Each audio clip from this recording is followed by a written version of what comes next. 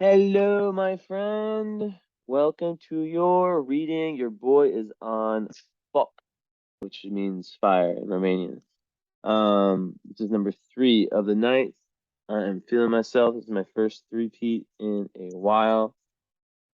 What's really benefiting me has been the fact that I'm lately I've been doing my readings like more like I'll show my face more towards the end.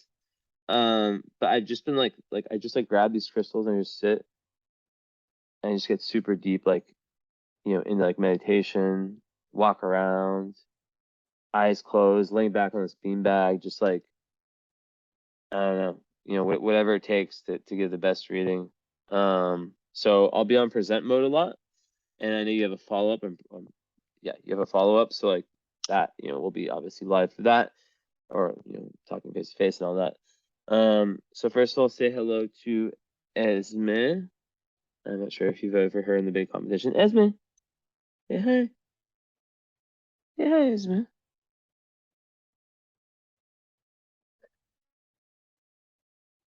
Say hi, Miss Food Addict. Oh, she said hi. You didn't hear it because of my headphones. But she said, okay. So anyways, let me just make sure that I have everything looking good. So this is my last reading of July from people who purchased in July. Oh man, this should have been done like a while ago, but I had that 6-day period where all I did was study. All I did was study. So for my driving test, which I passed. So let's get down to business.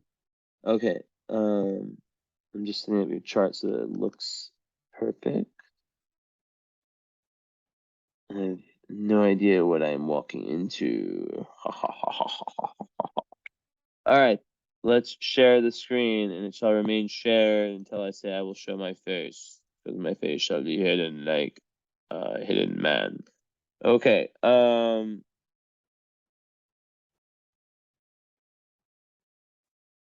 let's actually just first look at Ultra, just in case I see anything big time.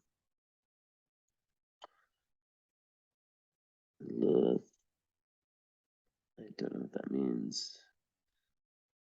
Very defiant. Yeah, it's like the one where it's like very, like makes someone very, very defiant, kind of like that strong, like feminist, that strong, like I don't want to say feminism, but like that strong, like masculine, feminine energy.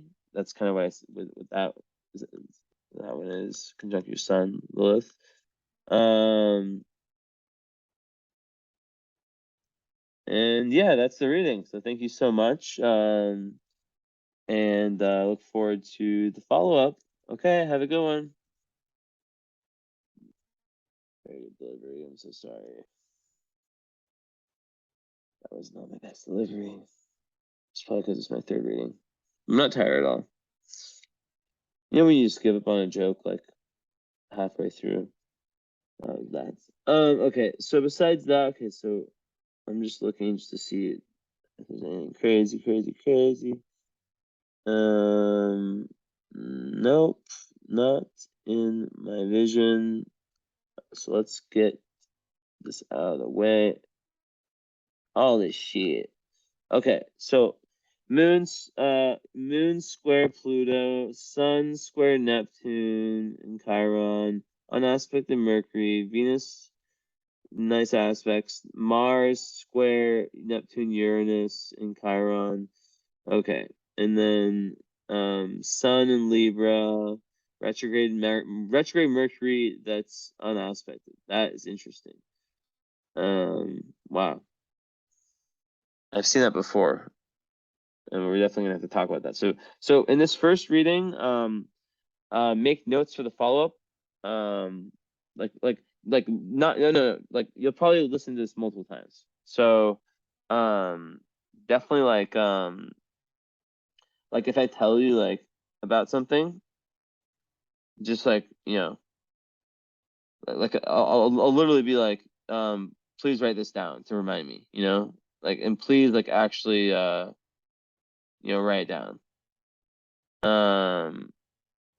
But most people, like, what I tell them is, like, the first time you listen to it, just kind of,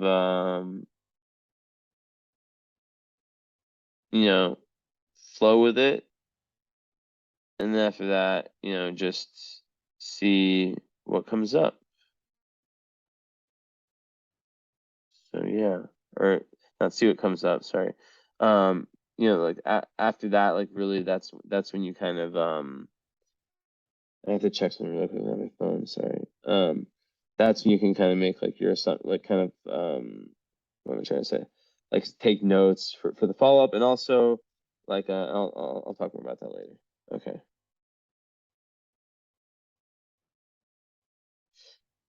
Okay, I had to do this actually like between my readings. So give me I'm gonna need like around a minute of silence.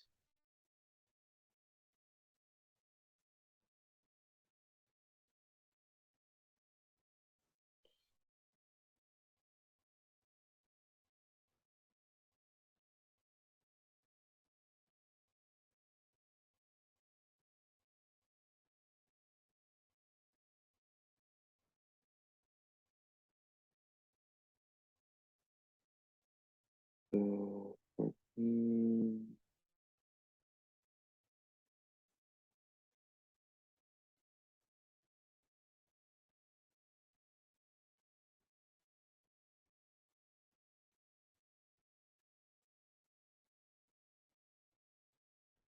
50. Oh fuck, I just fucked it up. Oh.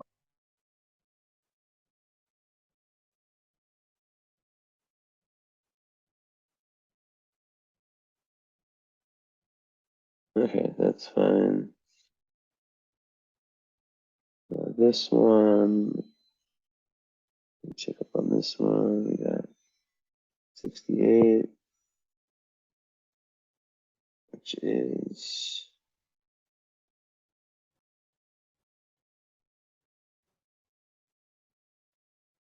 36.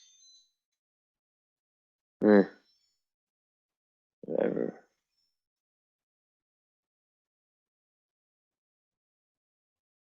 Okay, cool. Sweet, thank you. Sorry about that. Anyways, diving in, basically, what I see is the Libra sun, in the 6th house. How does that work with a moon or Libra and Leo, right? Well, they actually sextile each other. You have an exact sextile, 12 in 12 degrees, which also is the Pisces degree, right? So, like, that in degree theory, having your sun and your moon at the same degree at 12 degrees is going to add a lot of like compassion to you, right? It's gonna make you a more compassionate person, and it's gonna kind of add a little bit of Pisces twist to you, to the that Leo and that Capricorn, which makes total sense. And you've got Mars in the 12th house, which is interesting because you don't have really much water, if any, in your chart. You've got fire with the Aries, you got Taurus, Earth, fire with the Leo, air with the Libra, and then there ain't no water. And then you have what my last, and then you have more Earth, the Venus. You have what my last client had. That's so interesting. The reading I just finished doing, which is like he had like no air, and then his North Node in Aquarius. So you have no water, even including, where's Jupiter at? And I don't count Saturn. It's just in Sag anyways.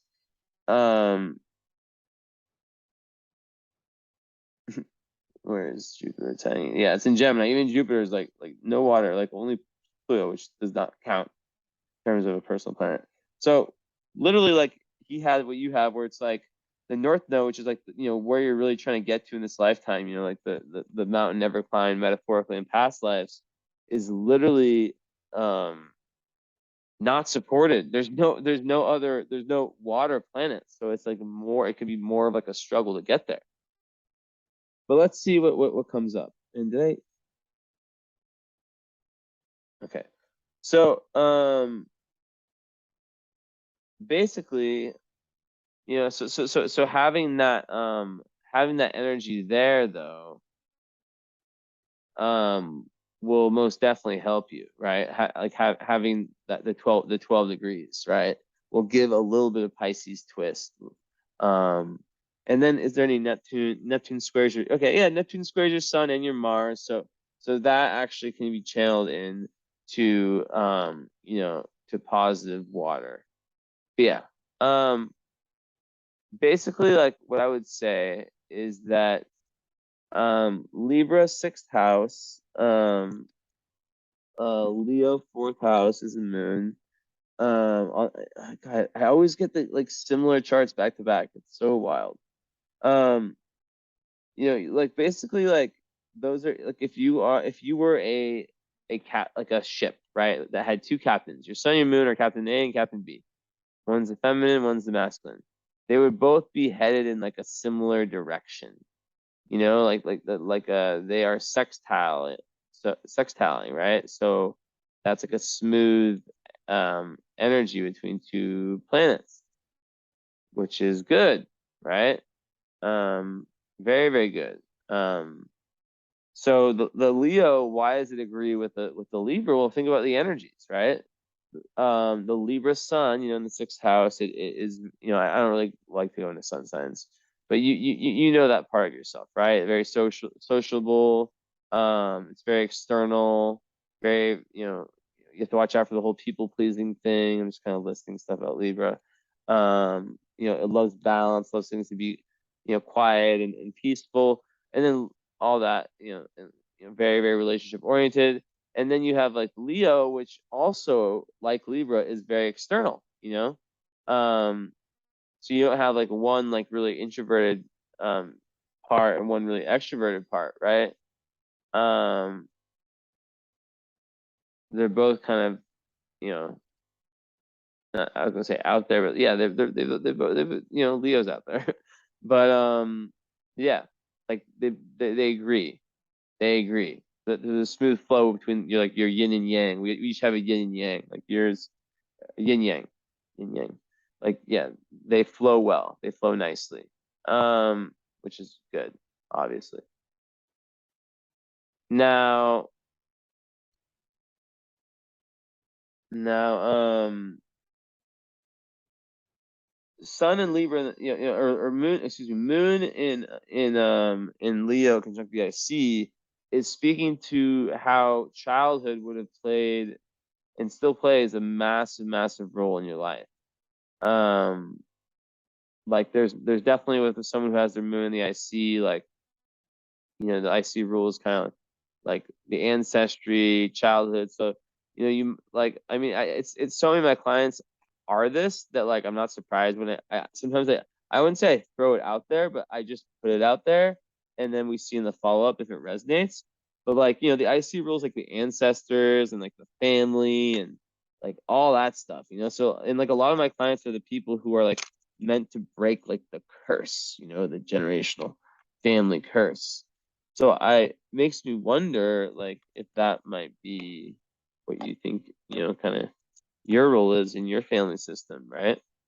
Um, but yeah, like Leo moons, there's a big need for attention. 1 second, I'm putting at chewing tobacco. I just started doing not just like a month and a half ago or so. I started doing the Swedish chewing tobacco. I like do these things. I'm very weird like that. Like I never get addicted like long term.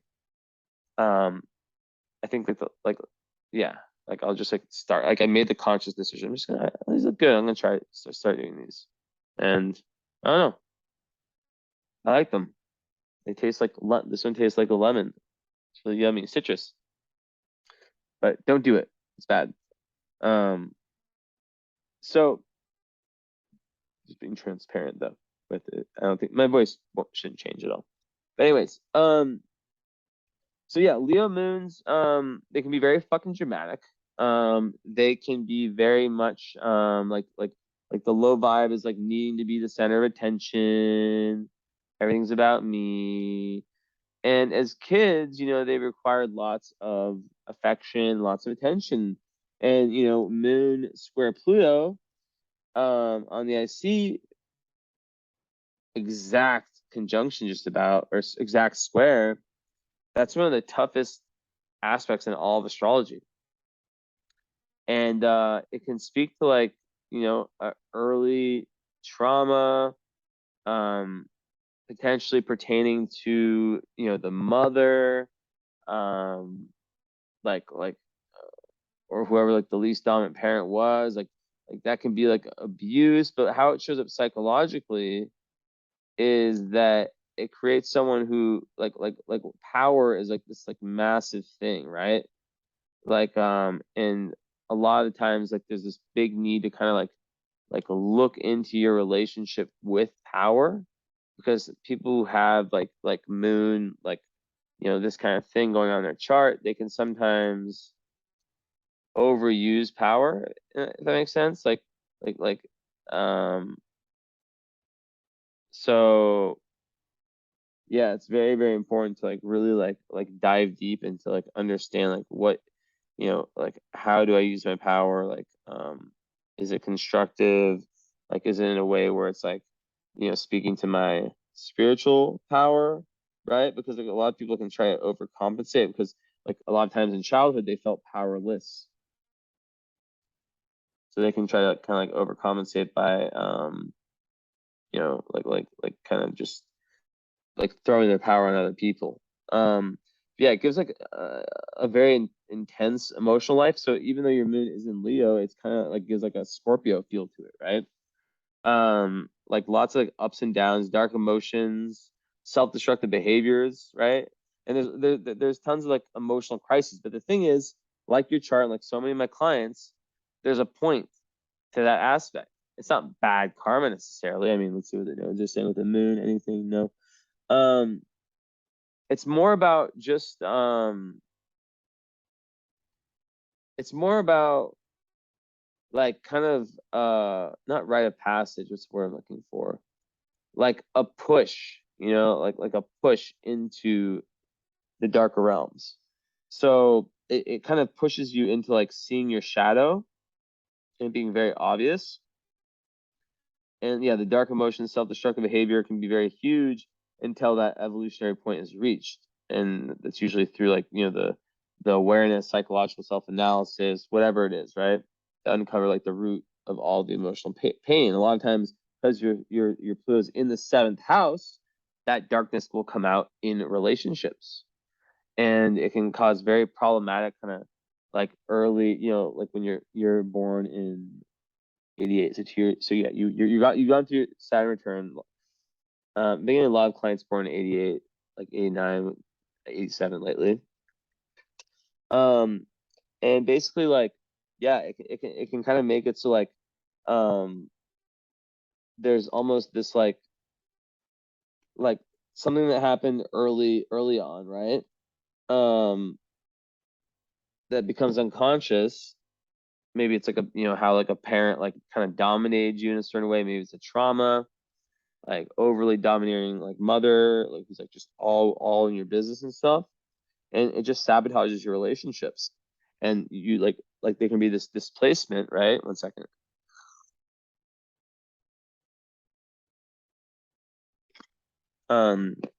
Where you displace that energy onto the partner.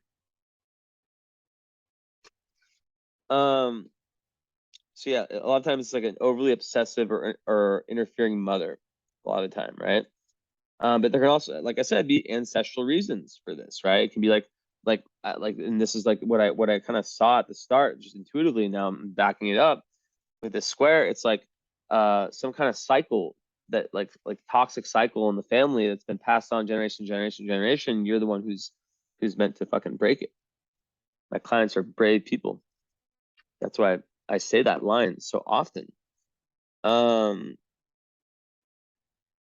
So yeah, the pain is yeah, like it's usually related to like home, family, early life, that kind of stuff. So also the moon, you know, it rules the public, so it can create some like painful experiences where you're like your private life is exposed publicly. Also, like it makes you form like extremely close bonds with people. Um, and sometimes it can be like smothering. I mean, did you have the unaspected Mercury in retrograde? So, that's interesting. But what can happen is that like communication. Let's see if there's actually no squares. Sometimes program tricks me. Where's Mercury hiding? Let's see. Nope. Nope. Nope. So yeah, like there can be like some like with the Mercury, you know, retrograde in Libra, there can be like, you know, and of course Libra doesn't like to really rock the boat. It likes to have things balanced. So there can be like this energy where if you didn't receive like if that stuff happened in childhood, it comes out in relationships within the Libra part, it can create lots of shame because the Libra wants everything peaceful, everything balanced, right? And with the Mercury unaspected in Libra retrograde, it can make one very, very like shy and kind of bottle things up a little bit. But then like that comes out in the relationships, right? And it can be like really like forming really intense bonds really, really quickly, really, really smothering. Um, and there's like a need to like protect that can be misunderstood and come off as like clinginess or something like that. So yeah, you have to watch out for like the tendency to control and manipulate like loved ones, right? But it's very unconscious, so you could be unaware of it. And it can be like intense feelings of jealousy and victimization, rejection, all that stuff. Um, but like the best part of it is like how once you become aware of this, you just like um destroy like the best way to apply it is to eliminate like the destructive feelings and behaviors from your subconscious once that self-awareness is reached, right? Like and that's where things really turn around. So it's like this journey into the underworld, and a lot of times like you know, you're exposed to, like the darker side of human nature in relationships. And yeah, there can be like substance issues with diet, different phobias. Sexual behavior also is a strong theme, like where like taboo areas related to that. But when you become aware of it, um, the whole point is that like the life experiences gained during these darker times. Let me see 1 second. Um, like help you go through that death, rebirth, transformation process, right? And you also have to watch out for like the perfectionism.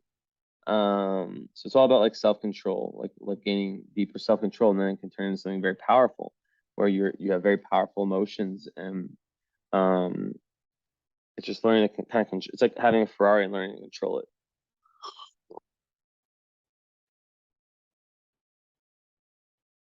So yeah, it's a tough one. I'm sure you've seen my post, like most difficult aspects. That one's definitely in there. Any more I see.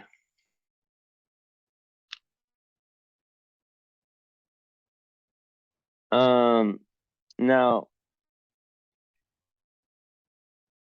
and you know this the descent. Okay, I don't want to go too far ahead. So yeah, that's definitely like a big thing. Yeah, moon. Yeah, so that's kind of like yeah, the moon in Leo people they really like they, a big thing is like they need to really be in touch with their inner child and kind of like the fun sides of life, and they need partners who yeah like with your chart who like can understand that kind of like up and down can be very like up and down like on an emotional level, but then also who you know who you're able to like really express your inner child with, if that makes sense.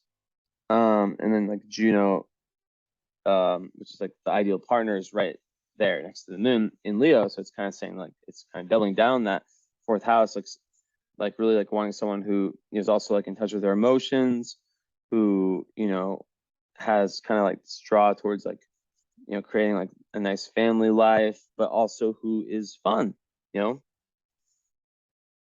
and take great, you know, take great pride in your partner, and you'll want someone. Also, lots of like Juno and Leo, like they'll want someone who they're like, you know, physical attraction has to be there. Yeah, and someone who you can just like literally like act like a child around. Like, a lot of healing is found in that.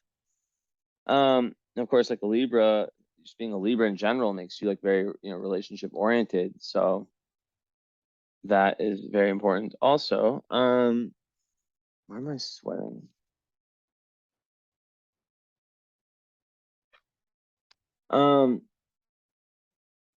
Now the fact that the moon's in the fourth and the sun's in the sixth is like, the sun in the sixth is like very much about how, you know, and North Node is in Pisces. So yeah, like literally like you're really trying like a big, you know, life purpose is like about moving away from like kind of, and your Black Moon Lilith is on your South Node too. So it's like there's a past life tendency to be kind of like a little like you're really trying, like this life is very, very spiritual. Any North Node in Pisces is, it's a very spiritual life.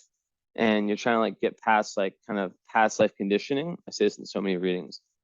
Because like the South Node in Virgo person can, you know, like can be a little bit like, there can be some level of like selfishness, and it's really like, you know, North Node in the 11th in Pisces is about like really, really connecting to like humanity as a whole, you know,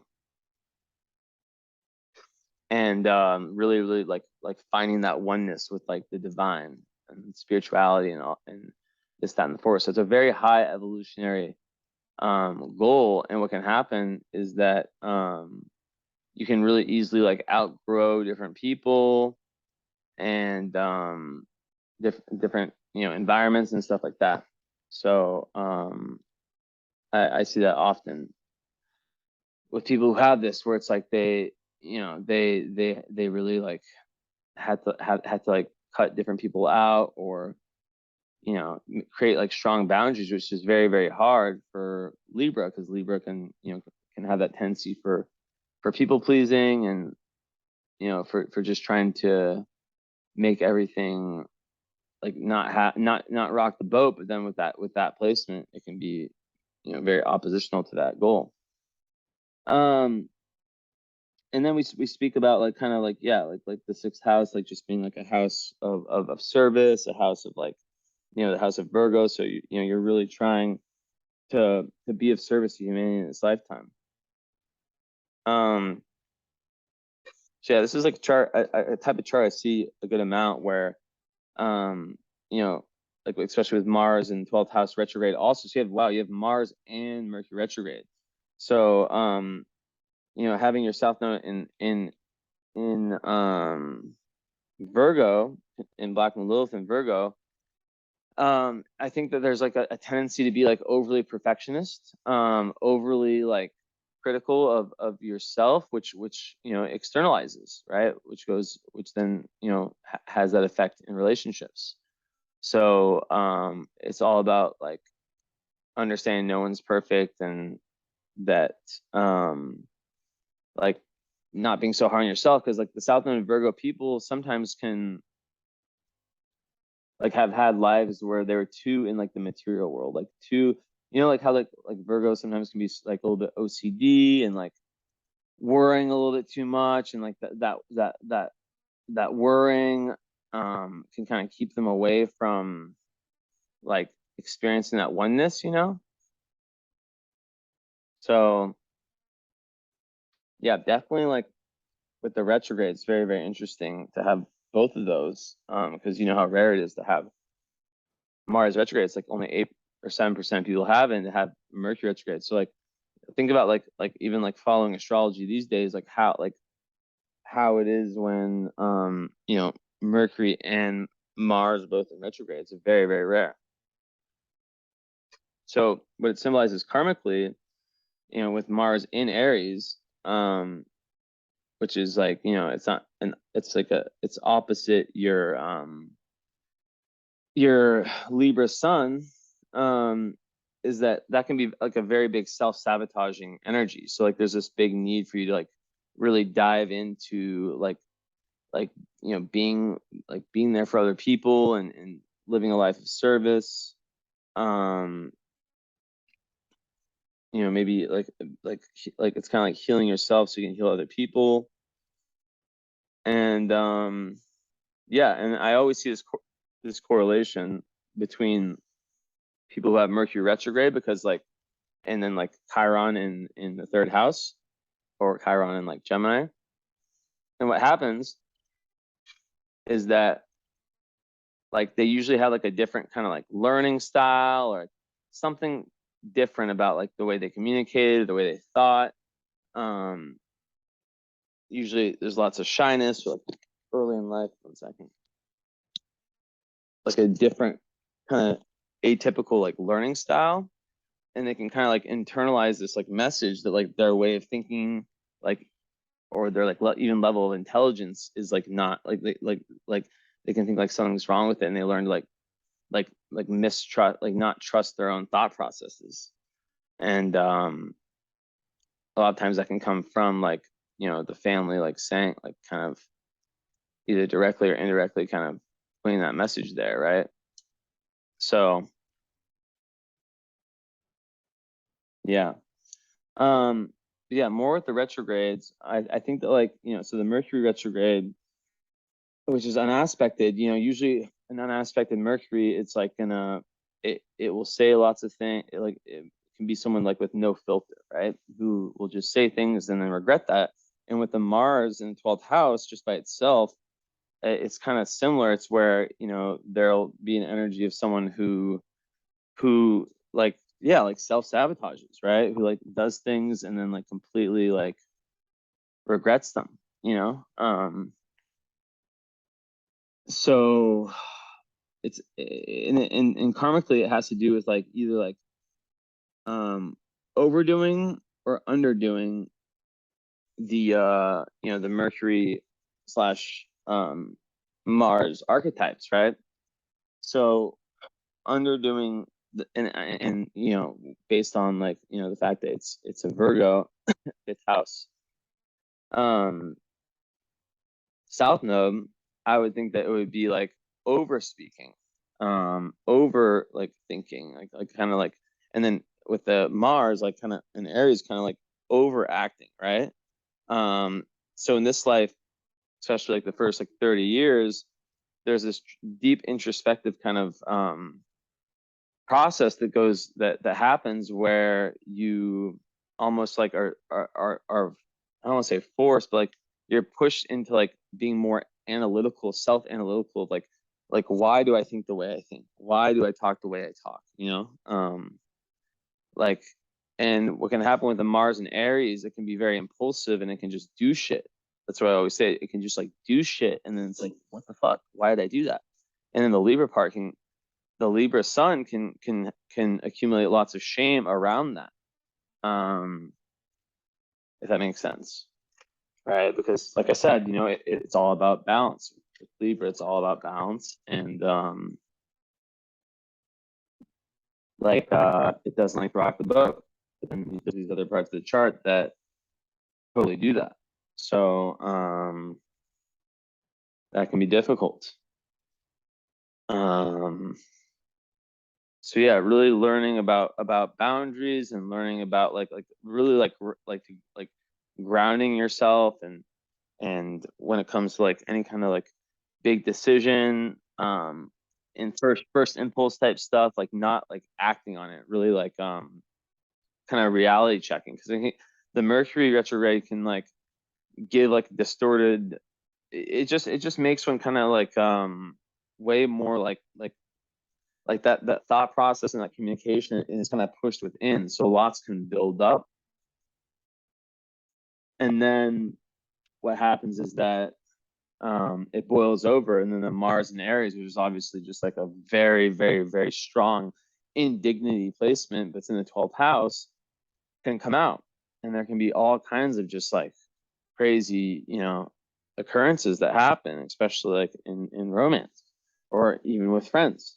Like outbursts out of nowhere. And Mars is, squaring Uranus, squaring Neptune. So, with the Neptune square, you have to watch out for like addictions and escapism. And it can kind of like erode someone's like feeling of like I can do it,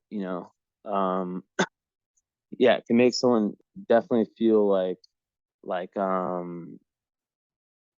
little bit like they take one step forward and two steps back. So they really need to like kind of like analyze like, okay, like why am I doing the things I'm doing, right? And what usually happens or needs that like tends to happen with that is that there's a lot of early experiences that aren't so pleasant.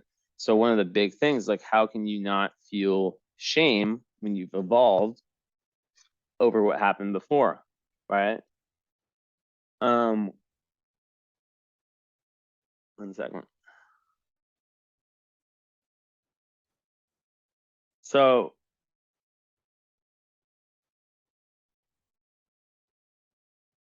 yeah, and the Mars, it's okay. So and yeah, like Mars square Uranus is like a very explosive one, right? I tell everyone who has like Mars square Uranus, Mars square Pluto, or like Mars opposite, like Mars in hard aspect to like Pluto or Uranus, like especially Pluto, but like Uranus also, is that it creates someone who's very, very rebellious. And sometimes it's like to a fault, to where it's like whatever someone tells them they should do, they do the opposite. And in relationships, what can happen is that they can feel very boxed in. Like if things get too clingy, even though like the Leo moon like really, really like has that need for that attention and all like that closeness is a very sensitive sign. Like Leo is very, very sensitive. Not everyone knows that, but it's very, very sensitive. Um, and yeah, they can really like feel like kind of boxed in. And so if there's a relationship that doesn't have enough space or enough you know where you don't feel like there's enough ability or space for you to like really express your true self, um it can be all bad, right? It can make you kind of have this tendency to just kind of jump ship. I think the grass is green on the other side. So another thing about Mercury retrograde that's very trippy is that they can sometimes like people, especially people like close to them, they can almost like see the past life version of that person as opposed to like the current life version. And they're like trying to like, yeah.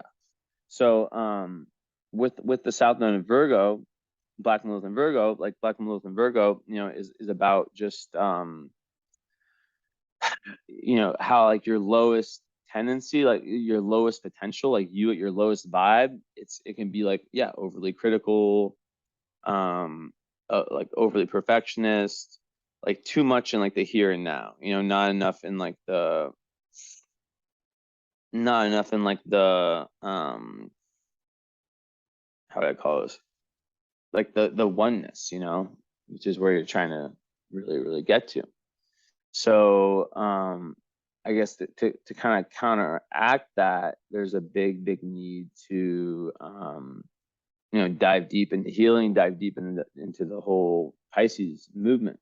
And one of the ways you do that, 11th house, with an Aquarius midheaven ruled by Uranus in the 8th, is diving into like things like metaphysics, like astrology, like psychology, whatever it is. It's different for everyone.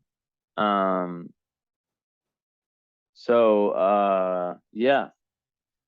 Um, and yeah, Mars retrograde, like I think it could actually, I'm very interested in the follow up to kind of hear what you have to say about that, because it can make someone Mars and Aries by itself can just kind of go off, you know, but retrograde, it can make one more like pensive about why do I act in the way I do, you know? Because like I said, in past lives, there's either an over or an underacting. So in this case, it's probably an overacting. And you know, that's just how it is. I think of like a random example of of how this would like work like in the present day would be someone who yeah, that nervousness that comes up, that Virgo like angst and you know over worrying and it kind of pushes one away from like that connection with the divine.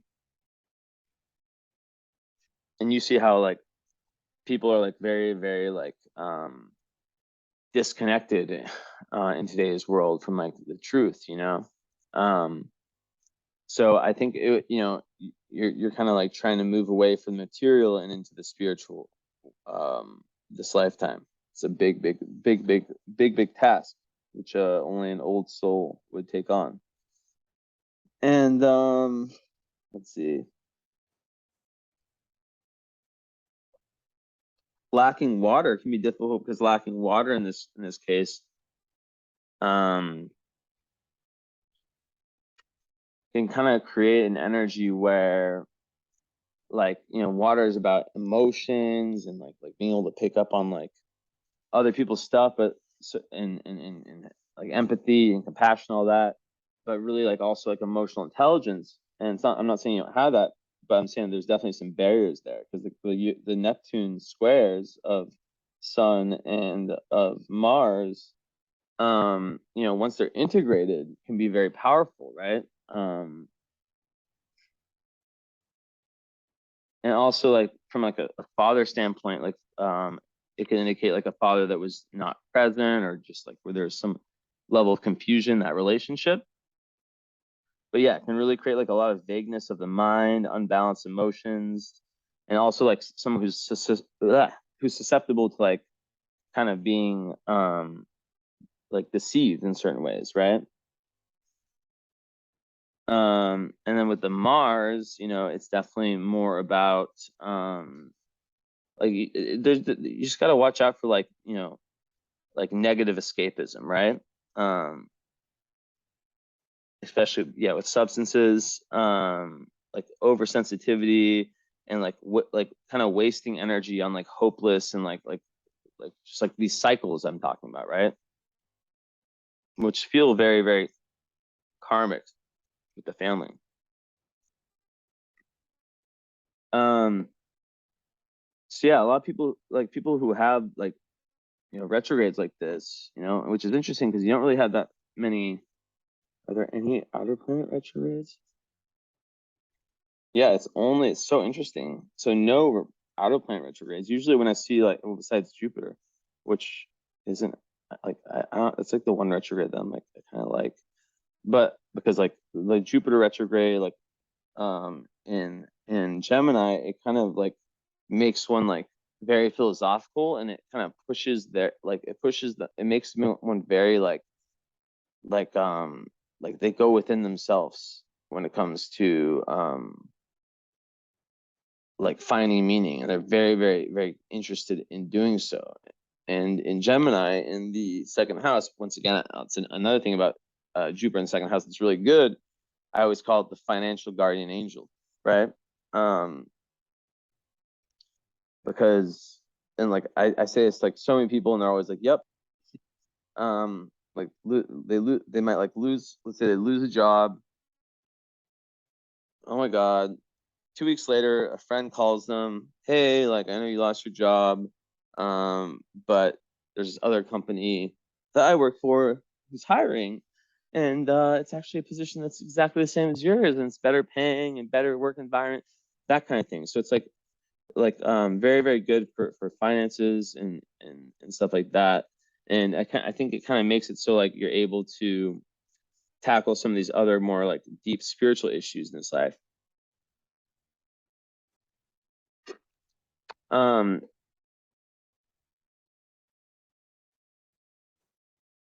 degrees Virgo Venus too. So yeah, like definitely like a need to kind of like with that to kind of like not like a lot of people who have like especially 0 degrees, like it can almost be like it's not like a retrograde Venus, but it kind of performs like that. So it's like literally like almost like I've never seen like someone who has all three, like Venus, Mercury, and Mars retrograde. Like I've never seen that, but like it's almost like that, right? And it kind of pushes one within to in order for them to like understand, like because they like that over criticism they have. So like meditation can be very, very, very good because it gets you deeper. That's very good for like the whole water lack of water. 1 second.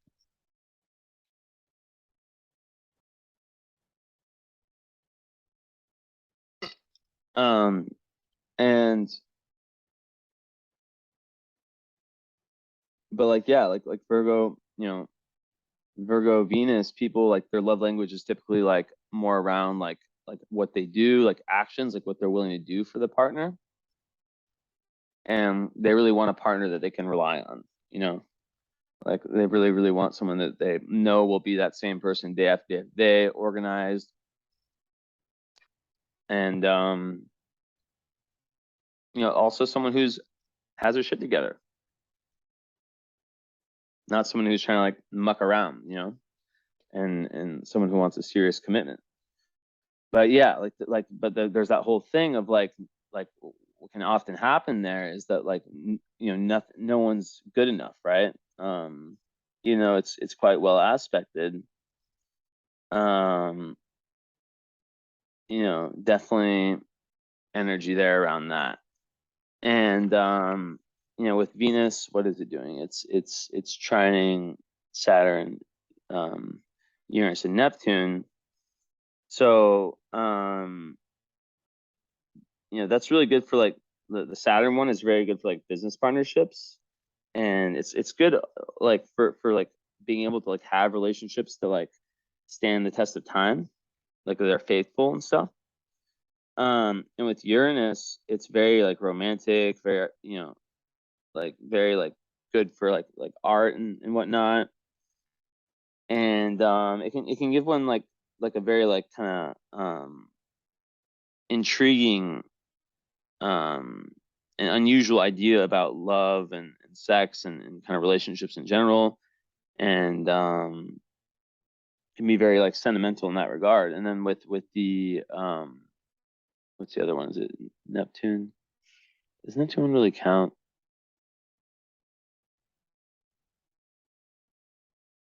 It's like, yeah, that one definitely counts because it's in the same. It's in the Earth sign too.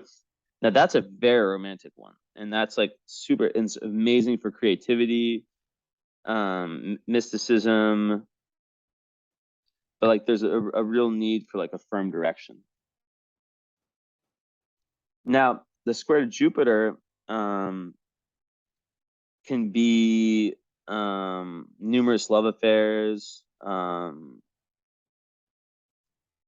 and sometimes there can be like weight issues, too much affection, like that kind of stuff, right? Which can play out in like too like needing too much, in relationships.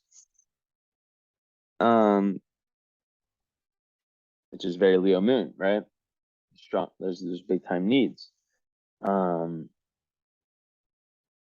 Now, so yeah, it comes down to just like that understanding of like once you start like once like understanding within yourself, like I can't be perfect, like I can't you know whatever the best is that you can give that day, like I always say like if the best on one day is like 20 out of 100, and the next day is like 30, the next day is 100, the next day is 80, it's like always still like treating yourself how you would treat a best friend.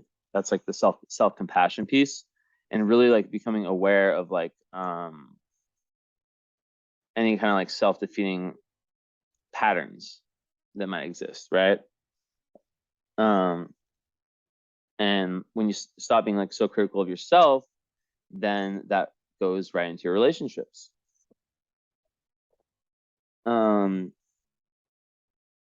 that's just a potential, right? Because Black Moon Lilith is just like, it's on a planet. It's just like what kind of happens at like the lowest vibe, basically. But then like Leo moons are so like, they're so fun, and it's like this forever like this like forever young kind of energy, you know, very like it can be childish in a good way, like very fond of children too, very creative. So that's that also. And you know, the Venus is in the 5th house, so like that could be another really great thing for like being very artistic.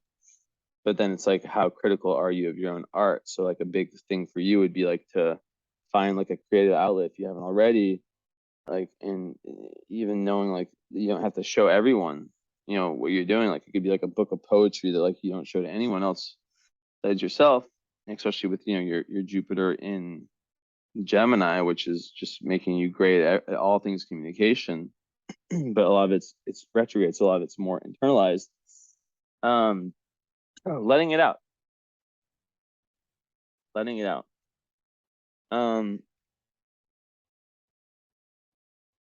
Of course, being like a Taurus rising too, your chart's ruled by Venus, so it makes Venus even more important at that 0-degree mark. And like one other thing about that is that like it can kind of create an energy, especially as a Libra, where there's like codependency stuff. You know, where one can like look at relationships as like the one, like the savior, and like kind of like judge their life like based on like how their relationships are doing or their lack of relationships. So really important, like, you know, Venus is about self-love. So, and then it gets projected to kind of the, you know, like it starts with the self, and then, you know, it then goes to other, right? So it's like understanding that, and understanding that whole connection. But yeah, let's see.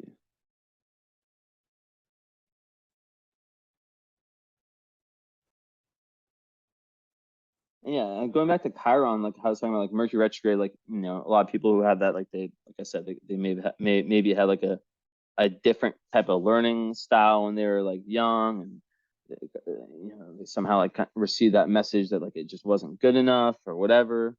Um, and yeah, and it's just about like being the type of healer who can like really like find their voice and find that authentic voice, because you might be very right brain, very abstract, very artistic. So she's a Libra, right? Which is, you know, Venus, like, you know, about, you know, beauty and stuff like that. So finding that voice and then being able to like teach other people like how to have their authentic voice who might feel like voiceless. Um, but yeah, kind of wrapping back to what I was saying about Taurus rising, is that that's a part of your chart that's quite nice, because it definitely gives you a sense of like grounding. Like people can feel very comfortable around you. And you know, Taurus rising is like, they do have to watch out for like overindulging and the senses, you know. But at the same time, they project a certain beauty and a certain chillness that is very like, you know, can bring them lots of friends and stuff.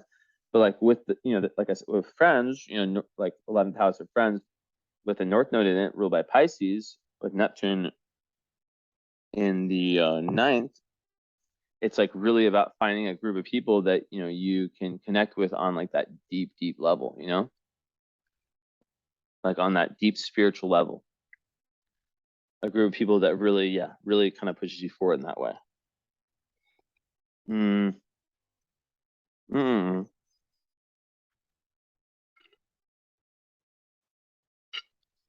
So with that said, curious to hear your feedback on that. And yeah, with the Mars retrograde also, it's like yeah, curious, like if there has been like self-sabotaging, and like, you know, if your career is in the helping profession, or some like you're doing something that's very helpful to humanity, like that's going to really, really undo in a good way a lot of like the difficulties of this chart. Um,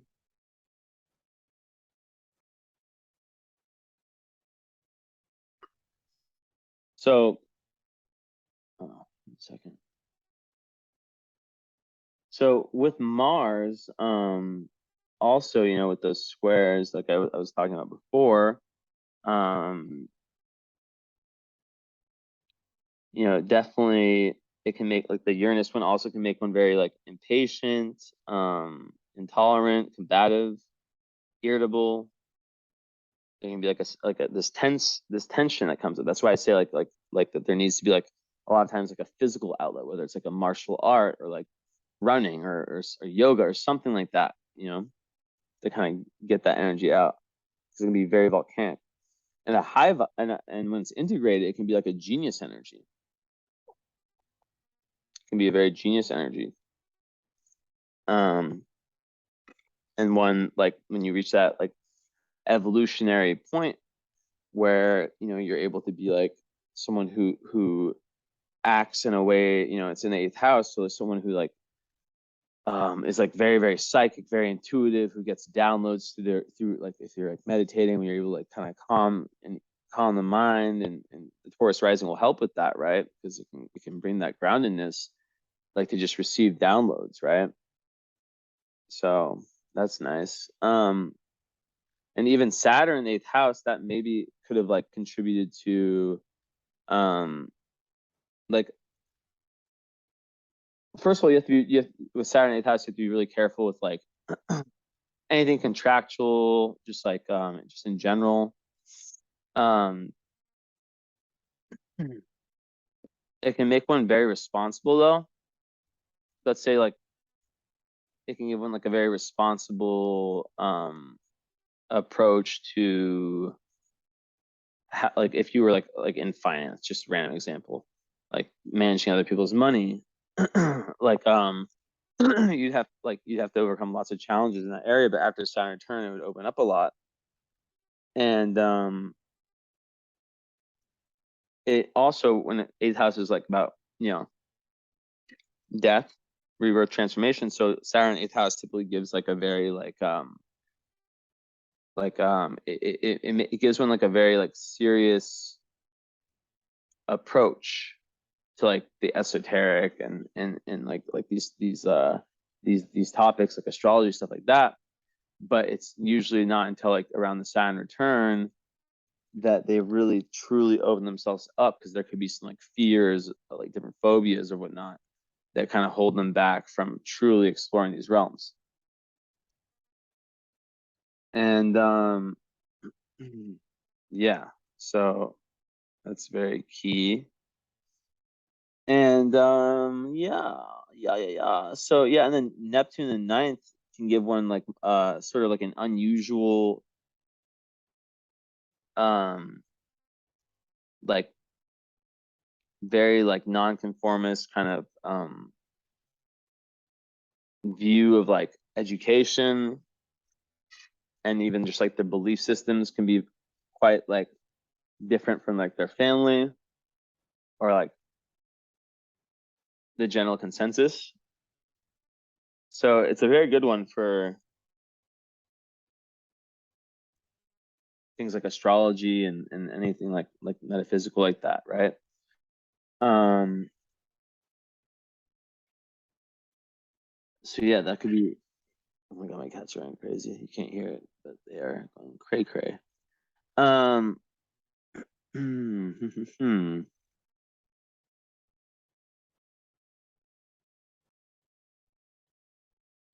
let's see. So yeah, and I was gonna say like the Mars, does it square Saturn? It's like what? It's different signs, 7 away. But yeah, even with Saturn, Mars square Saturn can just create lots of like just like, yeah, just like using energy, like facilitating energy, right? Kind of like just this, like lots of successful people have that, because it's like in the first 30 years they feel like they're taking one step forward and then they get pulled back, and then in the end they had this like willpower determination that they're left with. But then all like the kind of like karmic if you want to call them like setbacks tend to like leave and not be present. And with Neptune, I talked about that one already. Yeah, talk about all of these.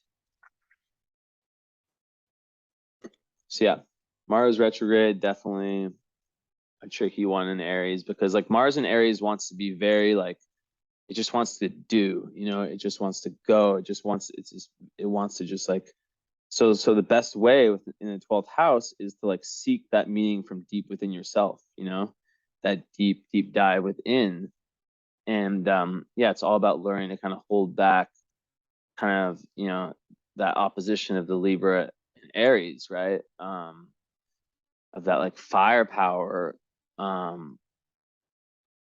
So yeah, it's very interesting, because like on one hand it's like not wanting to like shake things up, but on the other hand it's like, you know, just the opposite, right? And it can be very, very, very frustrating to do things that self-sabotage. And that's why that push is towards Pisces in 11th house, and just Pisces in general, and just like learning to kind of like let go and surrender is so huge. And like the more you dive into like the esoteric, the more you dive into whatever it is, psychology, any kind of healing, like the better.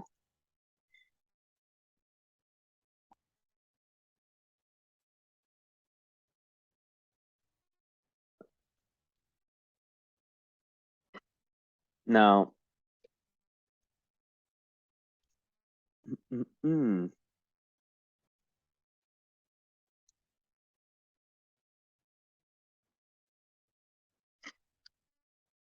so yeah, I'm very interested in that unaspected Mercury retrograde. Um, and just like how you move, how you act, you know, like because like, and how big the shift has been like since you've like gotten into spirituality, because I imagine it's just been like life changing. And probably like, you know, even though yeah, just with that Pluto and Moon square, like where you can kind of like look back on different areas of your life and just feel like they're so different. Like, you know what I mean? Like, it's almost like you were like an actress, um, like playing out different roles. And you don't even like feel like that was you at certain periods of time, which like everyone goes through to some extent, but like, you know, the Plutonian stuff is just another level of it. It just like boils out the bullshit, you know? So it's a very high, like evolutionary karmic intent. Um, let's see.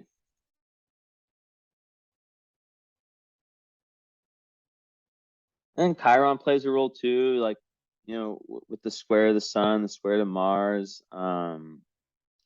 It can definitely, yeah, kind of like speak to like, you know, disappointments,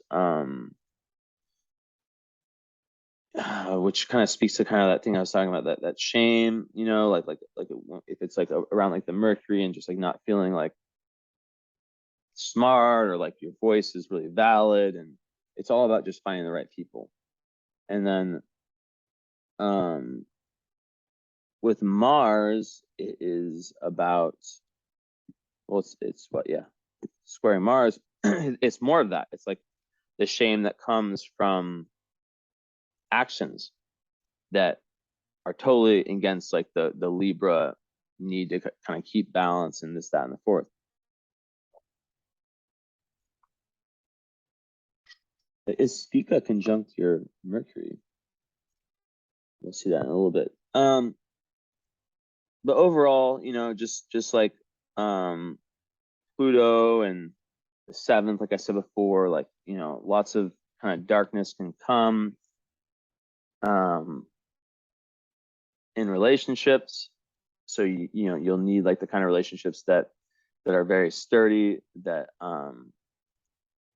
that communication is what is good, because like with Mercury retrograde, like it can make like it can complicate that, one's like kind of communication is pushed more inward. And then with the Mars, like one's action, so there can be like lots of pent up energy. That's why the whole thing I've been talking about with like the physical outlet is so huge. Drink some water one sec.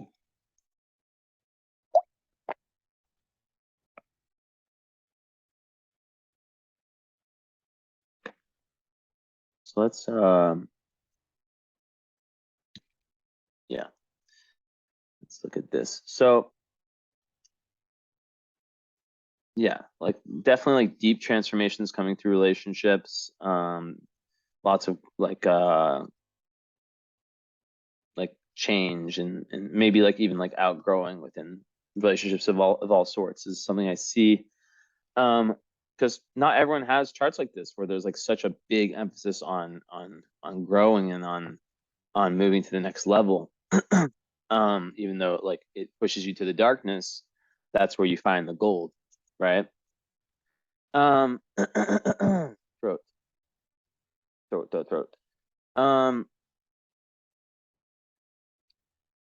And yeah, with Saturn, like I said, like there can also be like a fear of like joint enterprises, and also like, oh yeah, the thing with intimacy, like it can make one like really like fear that close intimacy until like they get past like the Saturn return. There can be like feelings of like being like restricted in the sexual expression. But like it's another one that's like you look like probing, the deeper issues and like esoteric and everything like that, your inner psychology, that's where like all like the learning comes from. And then with Uranus, as I said before, like that one can, through joint ventures, there can be like sudden changes. You still have to be careful with Saturn there. And yeah, it just makes one like really like fascinated by metaphysics and like the deeper side of life. And like I said before with Neptune, it can also make one like really like search for like the perfect philosophy, the perfect truth, and they can be like very like disappointed with like at an early age with like what they're just shown like in their study, and like if they're like a religion is pushed on them, stuff like that. And vertex in the 8th house, you'll learn a lot like through like very like intense like experiences in love, which is I've already talked about. And in Sagittarius, the doorway to higher awareness is through that higher learning, that higher learning, and that push towards truth, towards, like the questions like who, who are we, where have we come from, or who am I, where have I come from, and where am I going?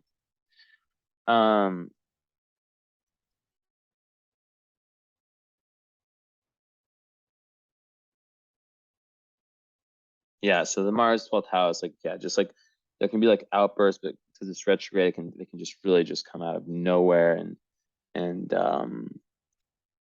yeah, out of the blue, and just like sometimes like a feeling like a loss of sense of direction can really be something.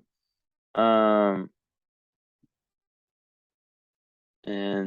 one second, I'm opening up something.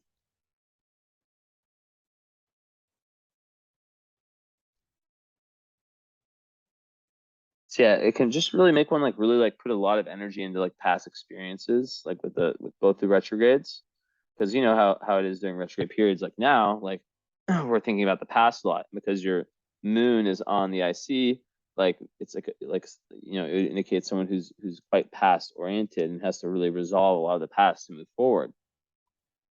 And I already talked about like the inflicting like the past life roles upon people in the present.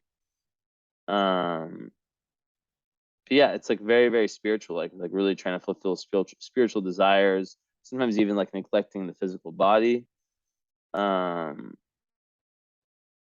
So yeah. And like karmically, yeah, it's like you like like the actions tend to be an effort to recreate situations from prior lifetimes. And you may expend energy in attempting to find people in the present who can symbolize those who come from the past life, right? And trying to like act out all that you weren't able to express in prior lifetimes, or like kind of balance those things out. And yeah, there can be overreactions, and like the overreactions can be like coming on too strongly, which and then pushes people back.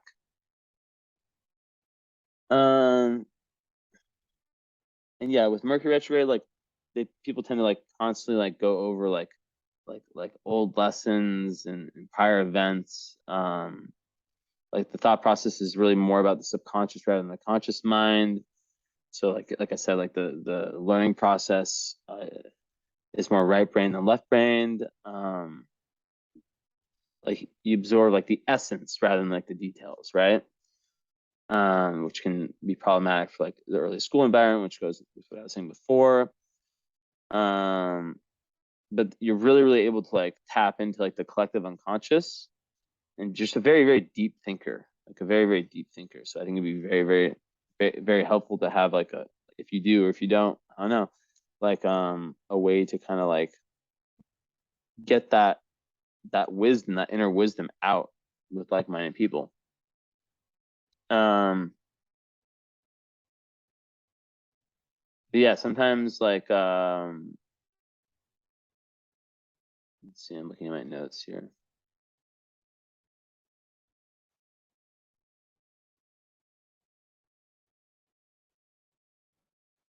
Yeah, it's like a lot of people with Mercury retrograde, like they know more than they can consciously communicate, which can be frustrating, and very preoccupied with your ideas, creating barriers to the essence of your knowledge. Creative outlets that require nonverbal communication, such as music and painting, are an excellent means of expression for this. Many musical geniuses have Mercury retrograde. History is also something that could be a good outlet. And with the karmas with relationships, a tendency to react to others as if, like I said before, as if they symbolize persons from the past. So yeah, and then you don't have Venus retrograde, but like just the 0 degrees and that and whatnot is just like lots of like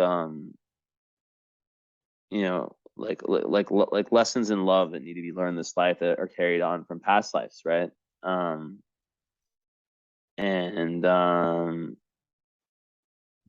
yeah, kind of like reacting to the present as if it was the past, which kind of pre-programs the love relationships.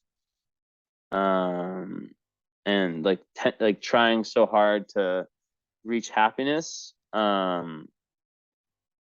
that you can almost like block yourself from it with like the overthinking that the Mercury retrograde can kind of bring.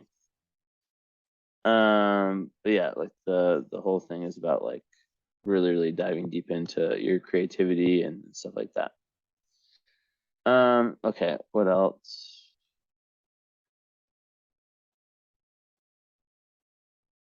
Talk about that.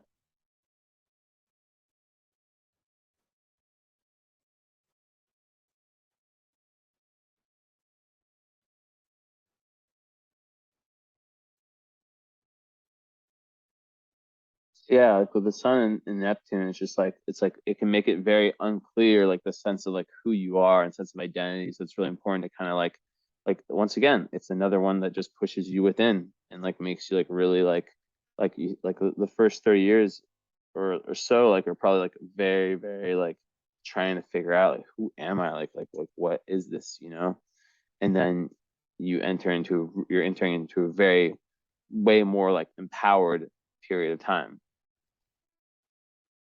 Let's see what's happening here.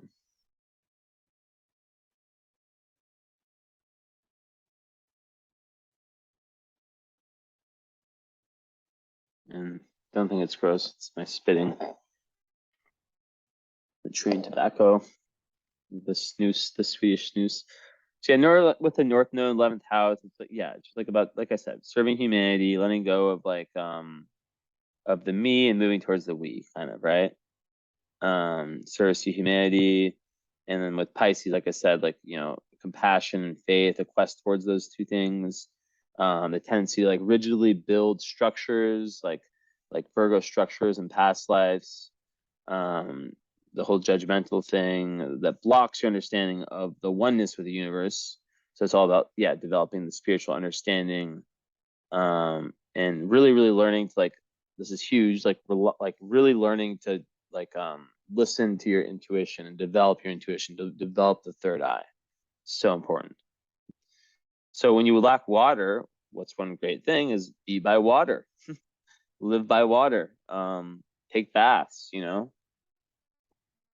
Like when you take a shower, one thing I do is I program the shower. I'm like, I give like an intention. I'm like, okay, shower, you're gonna like, you know, take all negative energy off me. You're gonna give me like great ideas. You're gonna, you know, whatever, you know, you're like, it's energetic cleansing, not just normal cleansing. Okay, now with the star, let's see.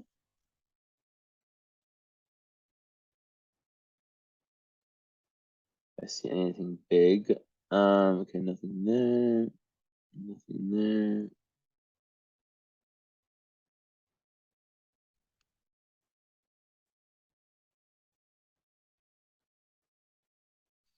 Yeah, like Palace is like close to the midheaven, which is all about like the wisdom seeker, intellectual pursuits,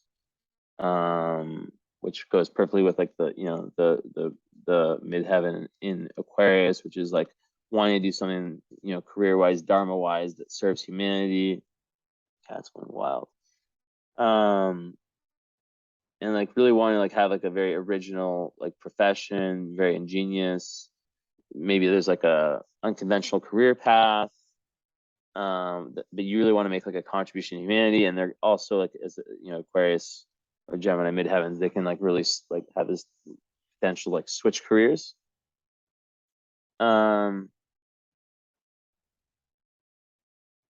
Let's see.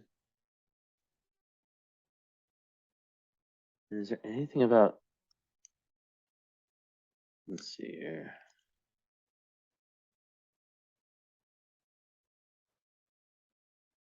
No, there's not gonna be anything about this.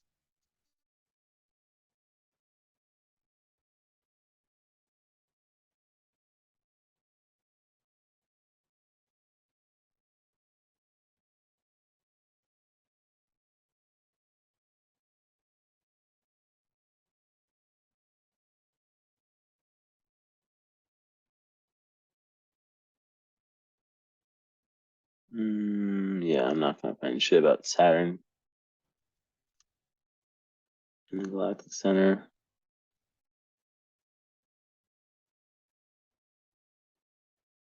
Maybe I will. It says they're interested in creating structures, whether societal or political. Their challenge is to keep, oh my God, and it just blocked me, is to keep their focus wide. And then with Uranus conjunct it a little bit further away than Saturn, they're always over the edge, seeing things from a bigger perspective. They act in unexpected ways and push for what people aren't ready for yet, but they put a lot of information into the collective consciousness to be used later. So ahead of your time.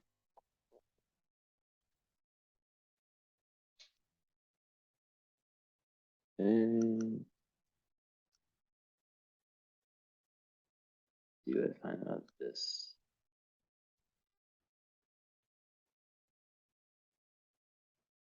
There's so many stars, so many fixed stars. You have to choose, okay, what are the ones that are important? It's like what the list I've made. So, okay, I was gonna say that you do have Spica. So that's one of the best stars in the sky, right? Um, and of course, yeah, I want to say before, like I kind of hinted at earlier, that you have asteroid, not Black Lilith, but Lilith on your sun. So that's like definitely someone who's like, yeah, like I said before, like just like pushing the boundaries, like it's like I said, it's kind of feminist, but it's like the female who's not willing to just like give in to the man's world type of energy, like very strong-willed. And then yes, Spica. So this is very good. So Spica. So there's the four royal stars, right? Of Serbia, of Persia. And those are considered like especially when you have like like 1 degree or 1.5 degree conjunctions with them, like I have with Regulus on my rising and Fomalhaut on my descendant.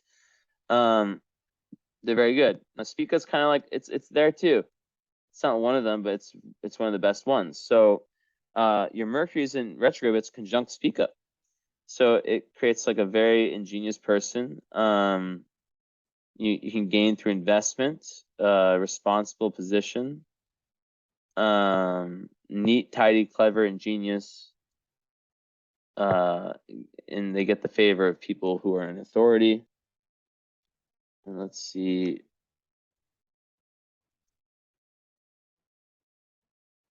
From this other, where is it?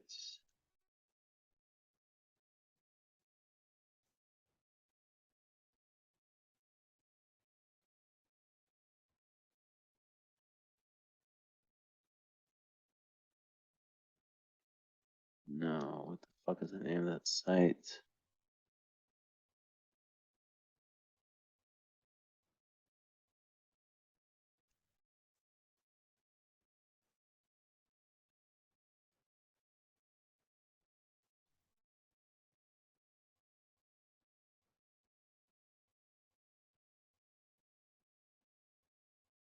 Okay. So let's see what I find here.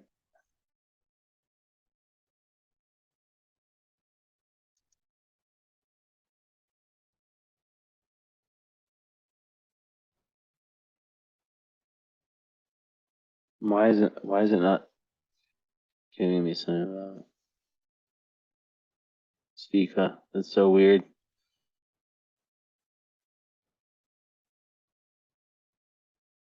What are they talking about?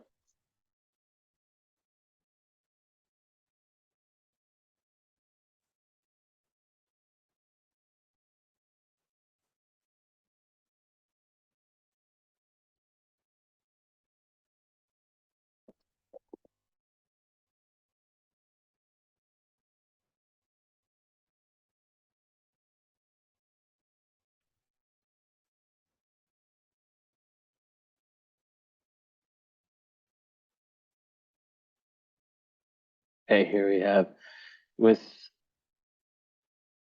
where is this Mercury? With Mercury, it says neat, tight. Yeah, I already read this one. It's the same one.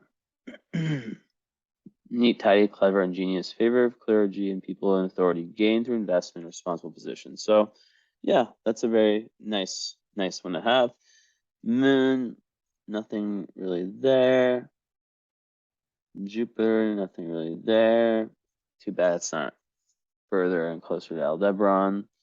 That would give major riches. Not that you won't have that, but yeah. Okay, and then 1 Taurus and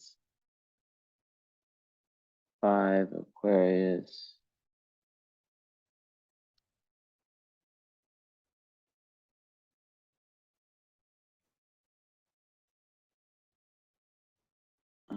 Okay.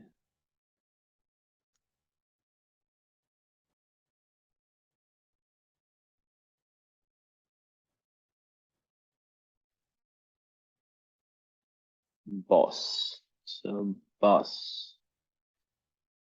It's fame by help of superiors. Improved health is what it says. And then let's see. What degree is it though? Exactly 559. So yeah, it works for that one. Your midheaven, and then with the ascendant one, yeah. So Mira's right on it. It doesn't say shit about Mira.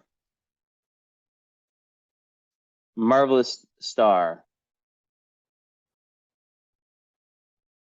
Prudence, perseverance, versatility, progressive spirit, and endurance in solving difficult problems.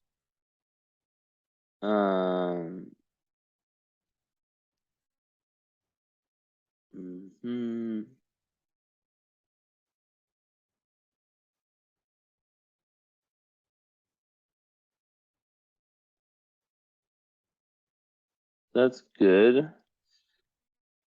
So yeah, I don't see anything else. I think I've given a pretty thorough breakdown. Also, Vesta is very close to the sun too. So Vesta is about it's about like, you know, being kind of a service, right? So it just goes very well. You know, it's a goddess of health and family. So yeah, like it's just pushing further this whole thing, this whole theme of service, the humanity, and how big that is for your chart. So very complicated chart, lots going on, lots to talk about. I'm sure you'll probably watch this multiple times, because there was so much going on. Probably so many cats lately running behind me. But yeah, that's about it. So let me know, watch it over. Also, yeah, I need to tell you this. So most people, so I had this idea like mid-August, so it was after like, you know, you got your reading. But what most people have been doing, right, is that instead of just getting so this is like the reading, natal reading you get done once, right? Once, I mean, you can get done from different astrologers, and I just actually did someone who's the first person who's ever had their reading done twice by me. Besides my brother, who literally never opened the email to the first reading I did for him, so I had to do his twice. But that's different. But yeah, like it's like the book of your life. You get done once, that's it. Now you have a follow-up, so that obviously that's already paid for, all that. But what most people have been doing, and I've had this idea and it's been like super successful, is combining the follow-up with a current astrology reading. So the first hour is the follow-up, we review everything. And then after that, which usually it ends up lasting around probably like 3 hours, like the combination of it, is the current astrology reading, where I go into like the current, like I use all my predictive astrology techniques to really like break down what's happening for you now. That one is obviously a live reading. I record it, like if you want, and I don't obviously post it public because your face is showing stuff. I just send it to you like as a private, like like what's it called, like unlisted link. It doesn't show up on my YouTube. It's just something that you can have, so you can kind of review like different times, you know, in the year to come. And I always encourage my clients to do this, because, you know, you can have like everything I said is valid, right? But then you could have, let's say, a big time transit, or like a solar return that's indicating something, or like a progressed moon is doing something, like, or a solar arc or whatever, like Pluto entering your 12th house. Like you never know, right? Like there's so much that can be going on that's like the current energy. So it's very important to know about that too. So if you're interested in getting both done, I blank out my whole schedule for the day. That's the only reading, you know, live reading I do. I only do like 3 or 4 of those a week, because, you know, they take time and energy. Usually it's $250 for that one, but I'd be happy to do it for $210. So just let me know if that works, if you're interested in that. This one, the ball. And I highly, highly advise it. Everyone who's done it's been very, very satisfied, and it just takes everything a step deeper. I mean, I can look at your, let me clear all these out. Nope, wrong thing. Wrong button. Yeah, I mean, you got Chiron on the 12th, Jupiter on the 12th right now. Just, you know, looking at it, very just like zoomed out. You overcame the Pluto square sun a while ago, and you're still, right now you're going through Pluto square, squaring your Mercury, your retrograde Mercury. and it's kind of like in the ending stages of that one. And yeah, and then Pluto will be entering your 7th house. No, it won't. What are we talking about? It'll be entering your 10th house. So it'll be very close to your midheaven. Damn, that's crazy. So that's that. Not everyone even goes through that transit in their lifetime, and that's a huge one. So that's just like literally looking at like the like just like seeing a few things, you know. So I would definitely suggest that. So just let me know. But regardless, you know, you have the follow-up, and we can talk about everything in the follow-up. And if you want to add that one too, just let me know. And it's not done through my website because the price is obviously reduced.